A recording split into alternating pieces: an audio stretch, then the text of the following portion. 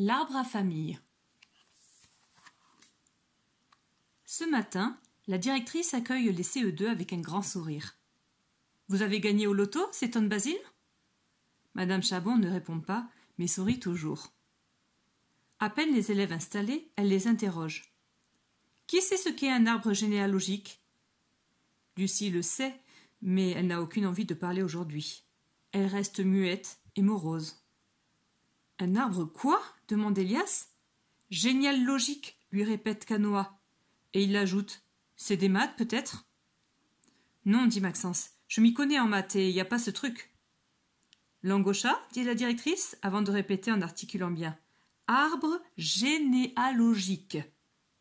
Je sais, s'écrie Basile, c'est un truc avec tous les portraits des vieux. On voit ça dans les châteaux. Tu n'es pas loin, en effet, mais on ne dit pas les vieux, mais les ancêtres. Ce n'est pas un truc, comme dit Basile, se moque gentiment Madame Chabon, mais un dessin sous forme d'arbre avec des branches pour montrer les liens de parenté entre les membres d'une famille. En partant d'un membre, on remonte le temps à la recherche de ses ancêtres pour connaître ses racines. En gros, c'est pour savoir d'où on vient, résume Marie. On peut dire cela, répond la directrice. Vous allez, avec l'aide de votre famille, construire votre arbre généalogique.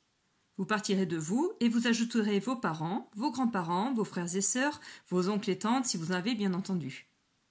À ces mots, Lucie a envie de pleurer. Pendant la récréation, Lucie sanglote dans un coin. Nabila vient la voir. « Pourquoi tu pleures ?» Lucie répond entre deux larmes. « C'est à cause de l'arbre et de la famille, parce que papa m'a dit dimanche que le bébé de sa copine va bientôt arriver. Et le bébé vivra tout le temps avec lui, mais pas moi. Et j'ai peur que chez papa, ma chambre devienne la chambre du bébé, et moi je n'aurai plus de chambre. »« C'est pas si grave, tu sais, dit Nabila. Moi je partage ma chambre avec mes deux sœurs. »« Tu as de la chance, un bébé ça pleure souvent, toi tu ne l'entendras pas pleurer tous les jours. »« En même temps, imagine, ta mère pourrait aussi faire un bébé de son côté, ajoute-t-elle en riant. Mais cela ne fait pas rire Lucie. « C'est pas drôle, j'y ai pensé, soupire-t-elle. »« Oh là là, je plaisantais, dit Nabila. C'était pour te faire rigoler, mais c'est raté, on dirait. » Johanna et Marie les rejoignent. « Vous en faites une tête, qu'est-ce qu'il y a ?» demande Johanna. « Il y a bientôt un bébé chez Lucie, côté papa, explique Nabila. »« Super, dit Marie. Moi, j'aurais adoré avoir un demi-frère ou une demi-sœur. » Johanna ajoute. « Moi, je voudrais bien un petit frère, mais maman dit qu'avec son métier, toujours dans les avions, elle n'a pas le temps. C'est dommage, car avec papa, on aurait le temps de s'en occuper. »« Vous comprenez rien, dit Lucie, boudeuse. » En rentrant de l'école, Marie discute avec Basile. « Bon, moi, ça va être vite fait, dit-elle. J'ai qu'une branche, car du côté de mon père, silence radio. Je ne le connais pas.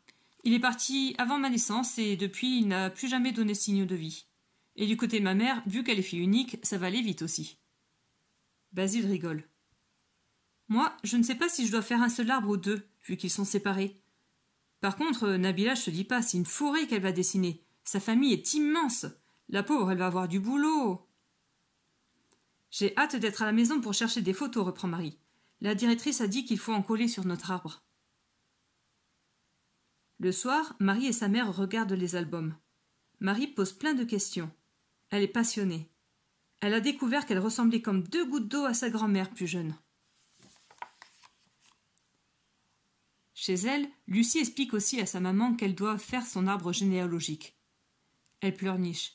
« Je vais avoir un arbre généalogique de familles séparées. » Sa mère la rassure.